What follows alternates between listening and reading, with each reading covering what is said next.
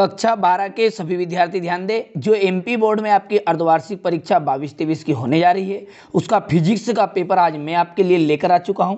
देखिए, मैं ये नहीं कह रहा हूं कि ये एकदम रियल पेपर है, ठीक है, लेकिन इस पेपर को आप पढ़ेंगे तो आपको अच्छे अंक प्राप्त होंगे, इसकी पूरी जवाबदारी मेरी है, ठीक है। यदि आप चाहते हैं कि वास्तव में आपको 70 में से 65 से अधिक अंक प्राप्त हो तो यहाँ पेपर आपके लिए ही है, ठीक है। तो बिना किसी देरी के चलिए सबसे पहले प्रश्न को अच्छे से समझते हैं। धारा का जो चुंबकीय प्रभाव है उसको सबसे पहले देखा था, किसने देखा था? तो ओस्टेड ने देखा था। ओमी प्रतिरोध है तांबे का तार। किसी परिपथ में धारा का मापन करने के लिए लगाते हैं तो आमीटर को लगाया जाता है। टीवी नेटवर्क में प्रयुक्त तरंगे कैसी होती है? तो माइक्रो तरंगे होती है कि गामा की, एक्स तरंगे की, अल्ट्रा उच्च आवृत्ति की रेडियो तरंगे, तो वो ये रेडियो तरंगे ही होती है।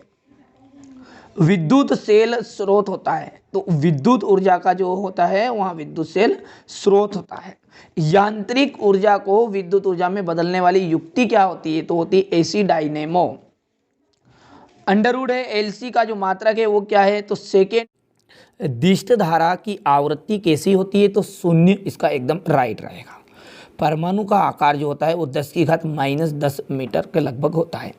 टेस्ला जो है वो किसका मात्रक है? तो चुंबकीय क्षेत्र का। प्रकाश विद्युत प्रभाव की व्याख्या किसने की थी? तो आइंस्टीन, एकदम राइट रहेगा। आदर्श प्रेरकत्व का ओमी प्रतिरोध कैसा होता है? तो शून्य होता है। अर्धचालक का प्रतिरोध तत्व गुणांक रिक्त स्थान होता है तो ऋणात्मक होता है। शंट के उपयोग से धारा मापी की क्या हो जाती है? कम, सुग्राहिता कम हो जाती है। यदि हम रिक्त स्थान, इसके बाद सही जोड़ी आएगी क्वेश्चन नंबर 3 में, 7 नंबर आपको वैसे ही मिलने वाले हैं, कंप्लीट करिएगा। पराबैंगनी जो किरणें हैं वो होती है कीटाणुनाशक।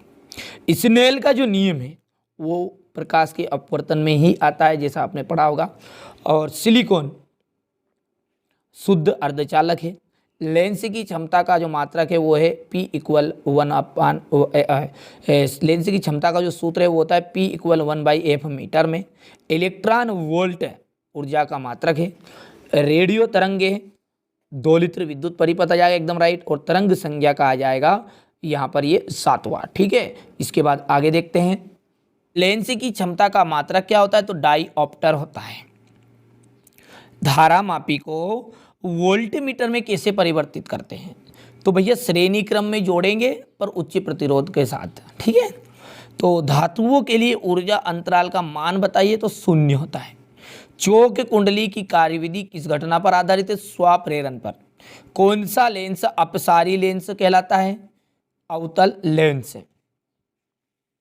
दृश्य तरंगों का तरंग दैर्घ्य परास लिखिए 3900, ठीक है, एम्पियर से यहाँ पर आपका 7800 एम्पियर तक।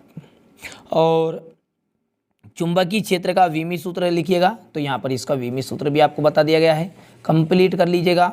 इसके बाद एकांक 1 कूलाम आवेश को परिभाषित करना है। विद्युत क्षेत्र की दिशा से आप क्या समझते हैं? और यहाँ पर देखिए ओम का नियम की 2 सीमाएं लिखनी, किरचॉफ के वोल्टता का नियम बताना है। इसके बाद देखिए चुंबकीय द्विध्रुव आघूर्ण का मात्रक एवं विमी सूत्र। 2 चुंबकीय बल रेखाएं एक दूसरे को नहीं काटती है, क्यों? चुंबकीय फ्लक्स का एसआई मात्रक और विमी सूत्र बताना है। अन्योन प्रेरण गुणांक, अन्योन प्रेरकत्व की परिभाषा देनी है। लंबन किसे कहते हैं? लेंस को पानी में डुबाने से पर उसकी फोकस दूरी पर क्या प्रभाव पड़ेगा?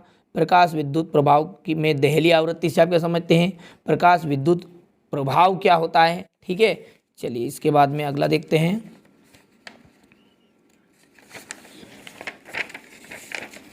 क्वेश्चन नंबर जो 10 है 11,